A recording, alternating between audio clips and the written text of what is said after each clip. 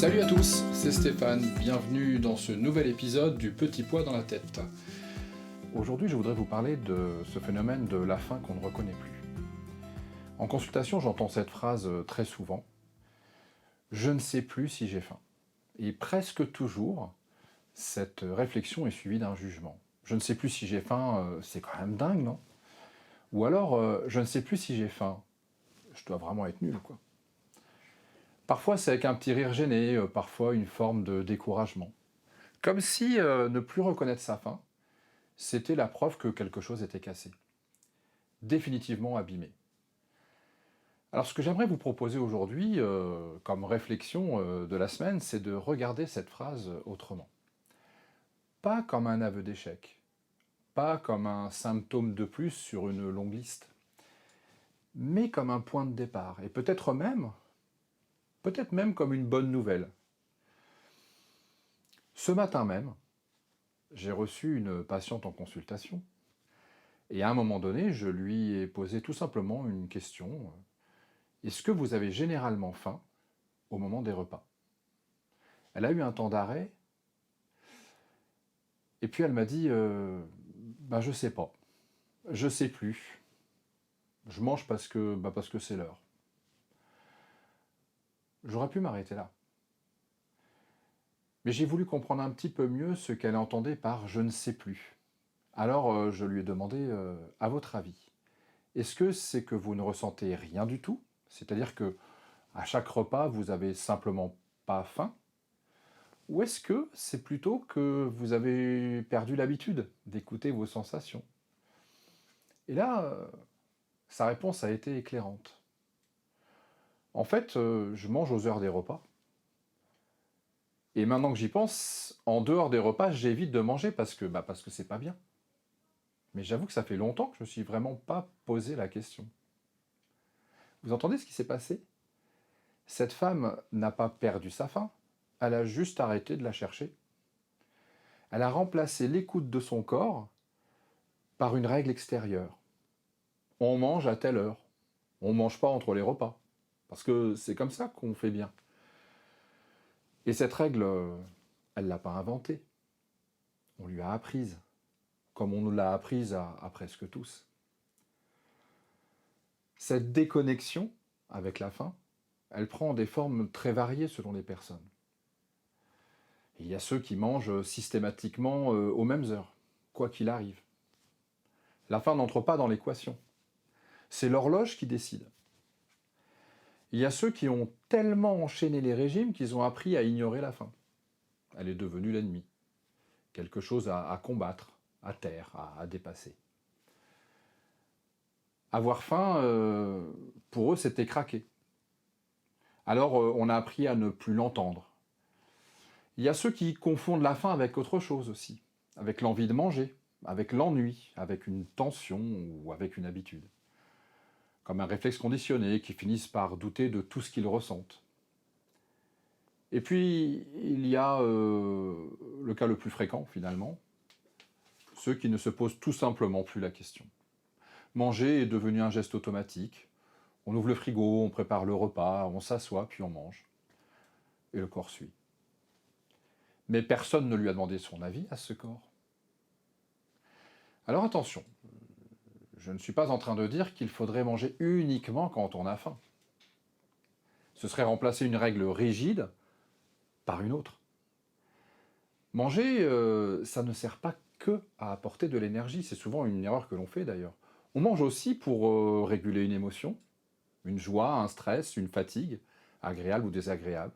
On mange pour combler un besoin nutritionnel que le corps ne traduit pas forcément en sensation de faim.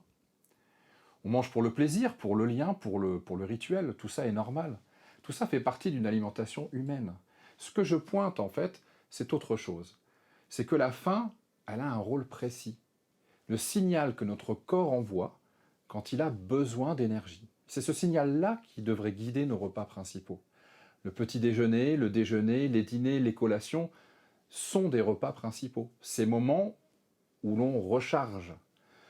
L'objectif n'est pas de ne jamais manger sans faim. L'objectif, c'est de savoir la reconnaître quand elle est là. De ne pas la confondre avec autre chose. et de lui redonner sa place, ni plus ni moins. Dans tous ces cas que je viens de décrire, la faim n'a pas disparu, elle est toujours là. C'est juste qu'on a cessé de l'écouter, parfois depuis si longtemps qu'on a oublié à quoi elle ressemblait.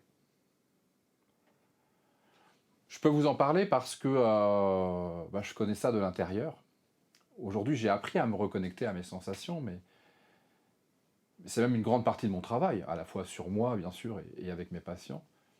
Mais ce n'est pas acquis une fois pour toutes.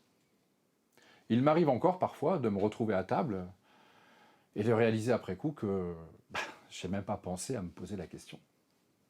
J'ai mangé mécaniquement, par habitude, parce que c'était le moment.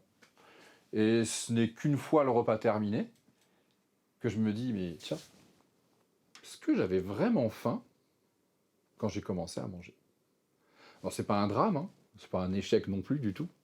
C'est juste le signe que cette écoute demande une attention. Il ne s'agit pas de faire attention, mais de porter de l'attention. Qu'elle n'est pas un réflexe naturel pour la plupart d'entre nous, parce qu'on a passé des années à apprendre exactement l'inverse. Et c'est là que je voudrais revenir sur ce que je vous ai dit au début. Quand quelqu'un me dit « je ne sais plus si j'ai faim », ma première réaction, c'est de l'empathie, bien sûr, puisque je suis passé par là, parce que je sais ce que c'est. Mais ma deuxième réaction, et c'est peut-être celle qui compte le plus, surtout pour mes patients, c'est une forme d'espérance. Parce que si vous ne reconnaissez plus votre faim, ça veut dire qu'il y a quelque chose à retrouver. Ça veut dire qu'il existe une marge de manœuvre, un levier, un chemin. La faim n'a pas disparu, elle est là, quelque part, tapie dans son coin, qui continue à faire son travail. Elle envoie des signaux. C'est juste que le volume a été baissé. Parfois, jusqu'au silence. Ce n'est pas un défaut, ce n'est pas la preuve que vous êtes cassé, c'est le résultat, encore une fois, d'années passées à suivre des règles extérieures, de contrôle mental, plutôt qu'à écouter ce qui venait de l'intérieur. C'est une adaptation, une stratégie de survie même. Mais ce qui a été désappris peut être réappris. C'est ce qui a été coupé, peut être reconnecté, pas en forçant, pas en se jugeant, simplement en recommençant à se poser la question. Alors aujourd'hui, je ne vais pas vous donner d'exercice, je ne vais pas vous dire faites ceci avant chaque repas ou notez cela dans un carnet. Ce que je vous propose, c'est juste de laisser cette idée faire son chemin. La prochaine fois que vous vous apprêtez à manger, peut-être qu'une question vous traversera l'esprit. Est-ce que j'ai faim? Là, maintenant. Peut-être que la réponse sera claire, peut-être qu'elle sera floue, et peut-être qu'il n'y aura même pas de réponse du tout. Mais ce n'est pas grave. Ce qui compte, c'est que la question existe, c'est de se poser la question. Alors si vous préférez recevoir ces réflexions par écrit, sachez que j'envoie une courte lettre chaque semaine à une liste privée. Je vous laisse le lien en description et si vous voulez vous inscrire, n'hésitez pas. À bientôt.